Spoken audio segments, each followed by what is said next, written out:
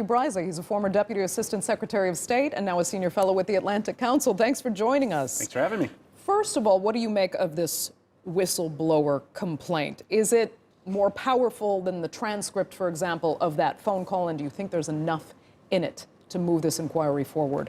Strong yes to both. First of all, the transcript can be interpreted in many ways, and we saw how President Trump tried to play it. And, you know, if you know President Trump's sort of stream of consciousness way of speaking, it sounds bad, but the context is devastating of the official who was the whistleblower, because that person realized President Trump was doing something certainly against U.S. national security, potentially illegal, and then the fact that senior White House staff decided to move the transcript and the report onto a different classified system of computers, that is showing people knew something was wrong. Right.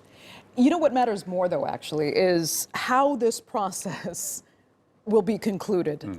And could the president ultimately be removed from office? Now, many are saying the Democrats won't actually have the numbers in the Senate to impeach him.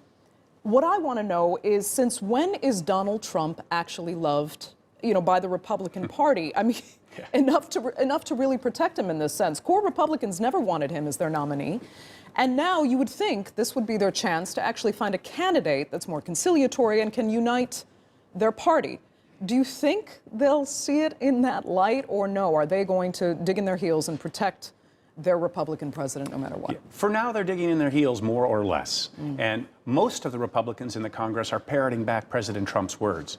But now, for the first time, that armor is starting to get some chinks in it. So one congressman from Pennsylvania yesterday or day before came out and said, this is wrong, what President Trump said.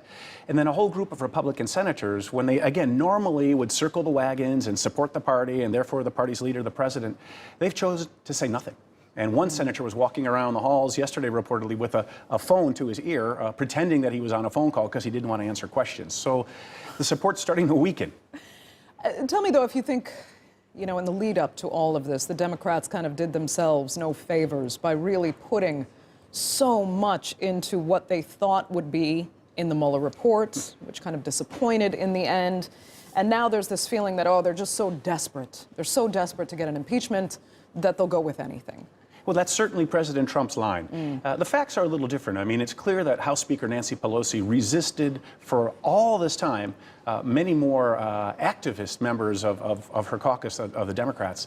And only now, when really, if what we're seeing continues, it's such an egregious set of steps by the U.S. president that she couldn't resist anymore. So I think the facts are different. But yes, the president will play it just that way. And by the way, the president may have committed a felony yesterday when he threatened to kill people who are spies. That sounds like witness intimidation.